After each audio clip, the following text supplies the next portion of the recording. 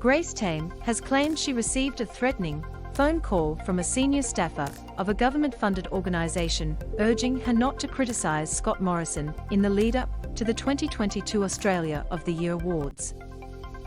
In a speech made at the National Press Club today, Ms Tame, the 2021 Australian of the Year, told of how the staffer urged her against calling out the actions of the Prime Minister on the evening of the next Australian of the Year Awards. Advocate for survivors of sexual assault and abuse, Grace Tame, during their address to the National Press Club of Australia in Canberra on Wednesday, the 9th of February 2022. ABC. The phone call occurred on August 17 last year, 7 months after Ms Tame was named Australian of the Year. She said, "You are an influential person. He will have a fear," they said, Ms Tame said in her speech. "They fear. What kind of fear?" I asked myself. "A fear for our nation's most vulnerable. A fear for the future of our plan." And then I heard the words, "with an election coming soon." Appearing at an Australia Day event in late January 2022, Ms Tame provoked a storm of headlines as she stood unsmiling next to the Prime Minister.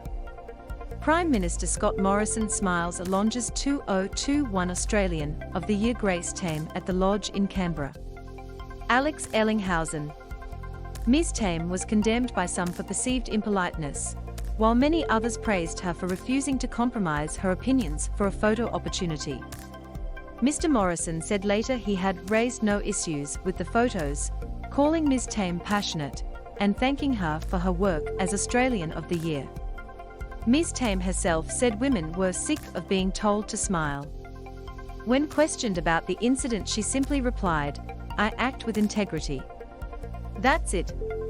How Grace Tame and Brittany Higgins inspired a movement view gallery. Ms Tame went on to say she believed Mr Morrison feared being discredited if she spoke her mind about his handling of issues of harassment and abuse faced by Australian women. "I fear he might lose his position or, more to the point, his power," she said. "Sound familiar to anyone?" "Well, it does to me. Repeatedly this year, I have seen the patterns of deception and deceit performed by predators mimicked in our halls of power. And that's just it." Advocate for survivors of sexual assault and abuse, Grace Tame, during their address to the National Press Club of Australia in Canberra on Wednesday, the 9th of February 2022. Fedpal photo, Alex Ellinghausen. Alex Ellinghausen. Ms Tame delved into how threats and a culture of fear perpetuated environments where abuse could be perpetrated. "I remember standing in the shadow of a trusted authority figure, being threatened in just the same veiled way," she said. "I remember him saying, 'I will lose my job if anyone hears about that,' and you would not want that, would you?" No. What I wanted at that moment is the same thing I want right now, and that is an end to the darkness, an end to sexual violence, safety, equity, respect, a better future for all of us." Ms Tame was today joined by former Liberal staffer Brittany Higgins, who called for more leadership from Mr Morrison when she came forward with a rape allegation from inside Parliament House last year. Tame's child abuser kept an envelope of her hair. Ms Tame was groomed, stalked and sexually abused by a teacher at her high school in Tasmania from 1992 until she reported him in 2011 when she was 16 years old. She said he had been known to be a predator before she was even born and spoke about other men and women who witnessed his behavior during his 18-year tenure. They told her they wished they had not turned a blind eye.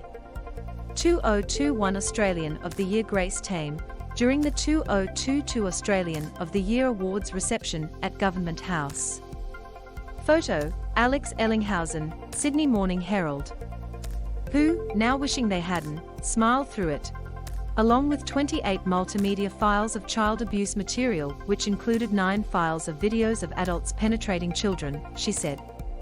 The police found a trophy file of students both in uniform and topless on his computer, all of whom either came from broken homes like me or lived in the boarding house away from their families. Among the items collected was an envelope full of Ms Tame's own hair, which was then returned to her by police. Despite all this, Ms. Tame said she's been subjected to abuse and online vitriol, with some people still blaming her for her own abuse. "But, sure, I was the predator. It was all my fault," she said. "If I can still be shamed into believing that today, it is no wonder that even amid this national reckoning, with all the empowerment it has generated for survivors, many still remain hesitant to publicly come forward with their stories." For years, Tasmania's gag laws meant Ms. Tame was unable to speak out, while her abuser bragged on Facebook. She went on to win permission from the Supreme Court to tell her story in 2019. Readers seeking support and information about suicide prevention can contact Lifeline on 13 11 14. National Domestic Violence Service, 1800 Respect 1800 737 732.